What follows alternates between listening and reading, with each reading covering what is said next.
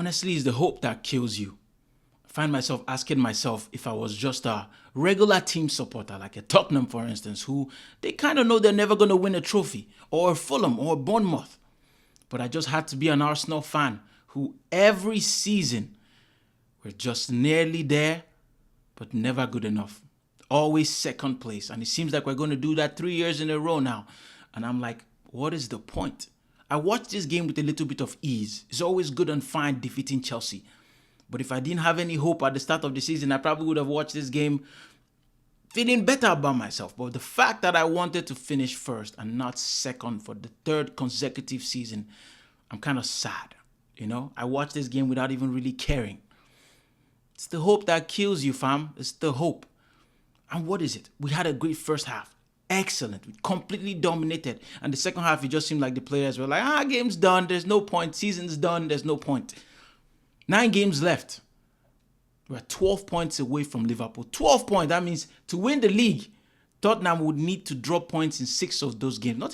Not even drop points. They have to lose, 4 of those games. They have to lose 4, and we have to win every single one. Then we have a chance. Not that it's guaranteed. It's insane. It's insane. This is what it costs to be an Arsenal fan. Oh well. I'm here for the long haul. I'm here for it. I cannot run away from this team. I would have run away when times were worse. People will say, be a little positive. You're almost there. It hurts now. It's starting to hurt. We thought Man City was our problem. It's not anymore. Liverpool. Yes, there's context. Yes, those red cards.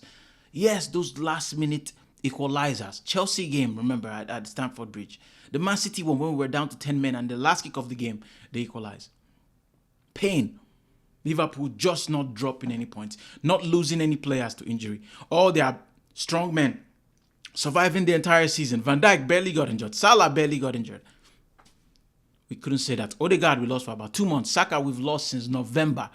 Havertz we've lost for all season. We lost him for 3 months? Pain.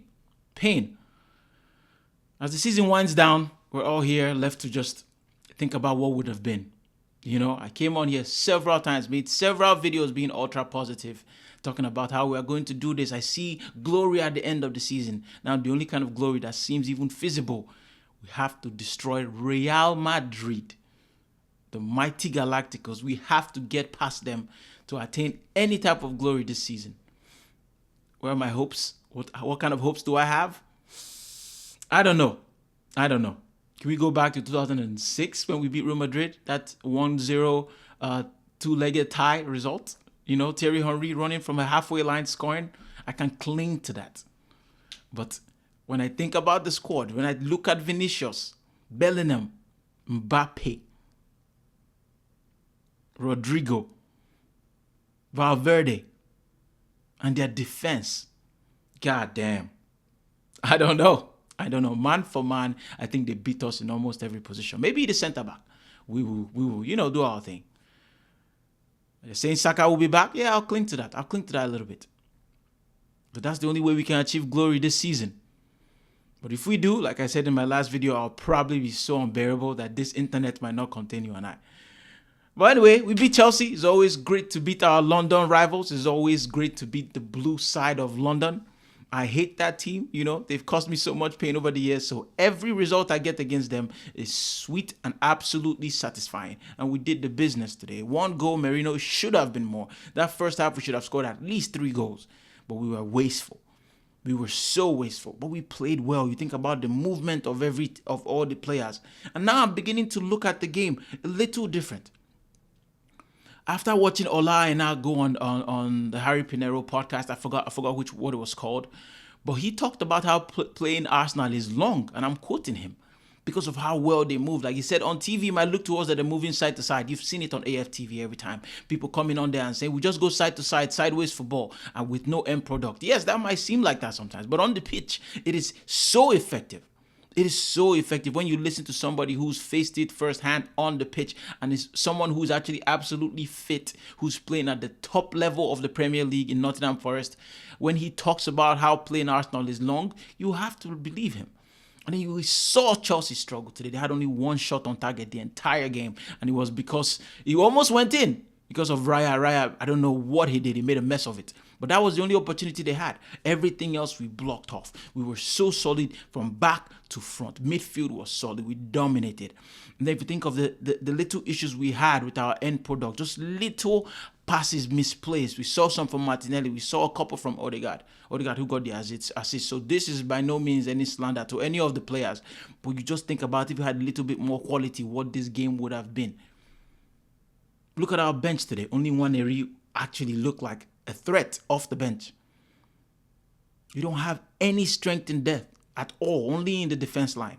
But that doesn't win you games. Yes, it sometimes does, but the hardest thing to do in football is to score goals. And we just don't have anybody that can actually make that happen off the bench at this critical point of the season. It is crazy. It is crazy how we let January transfer window go by with signing nobody. But it's good to see Saka there. He was there with Havertz today. Obviously, we know Havertz is not playing against this season. Yes, we know Saka might come back early enough for Champions League, maybe, right after the international break. Who knows? But I could use a break from this club team. I'm happy that the international break is coming. I'll go watch my Nigeria. I'll go watch Nigeria play, try to qualify for the World Cup. I will enjoy those games. I will enjoy my break from Arsenal and trying to deal with this, season that's just fading off. I'll take the 3 points though. We definitely deserve to get all 3 points. Chelsea deserve nothing from this game. And you will say third season in a row we finished second place. They say if you cannot take a step forward, at least don't take a step back. And I think that's what we're going to do and end with this season. Could have been first. I'm tired of being second place. This is by no means me expressing satisfaction. No way. This is me just saying at least we didn't take steps back. Still, we're still on the right direction going forward. And I'll say it again like I did last season. Hopefully, next season is better, where we actually finish at the pinnacle. I don't even want to think that far. I don't want to think about the summer transfer window where we need to definitely strengthen. I was thinking today, what if we just play that? Havertz is back. We don't need to sign anybody else. That would piss me off. But that's not going to happen because Arteta must have seen now that if we have some more attacking, threat, this season would have gone a lot different for us. It would have. Look at Osimhen, what he's doing in Turkey. Bring me Victor Osimhen. We can fix his attitude that people say he has. I don't know this guy personally. I've had my issues with him with the way he reacted to Finidi George and some of the Nigerian legends. I do not like the way he's toned sometimes. I do not like his, the way he flares up on the pitch when he was in Napoli. But he doesn't seem to do that at Galatasaray. Honestly, he seems like he has a good relationship with Morata, who they just signed, who's doing well. It seems like he has a good relationship with all of his players. But you see that desire and that passion he has and that eagerness to get goals. That is what we need desperately. He could be our own Haaland. He really could. Because we will definitely create opportunities for him. And if we can get that done, next season will be incredible. Yes, he almost signed for Chelsea. Yes, they said he's a Chelsea fan. Nobody really knows. But I do know he's a professional who will do a job no matter what team he plays for. Because people were saying, he's going to the Turkish league. Will he be fired up to impress? Look at him now. I think he has like 21 goals in like 20, somewhere like that. But it's a great record, great output for Galatasaray. That's why they love him over there in Turkey. And they actually want to keep him. But I don't think he's going to, remain in Turkey. I expect him to be in the Premier League next season. Now, who will he choose? They're saying Manchester United. They're saying Chelsea because he's a fan. But I want him at my club because that's the caliber of player. That's the level of quality we need in order to make a huge difference in this league. Desperately want to see, man. I'm going to go watch the Liverpool versus Newcastle game. They haven't won a title. Newcastle. They haven't won a title in forever. So I'm definitely rooting for the underdogs today.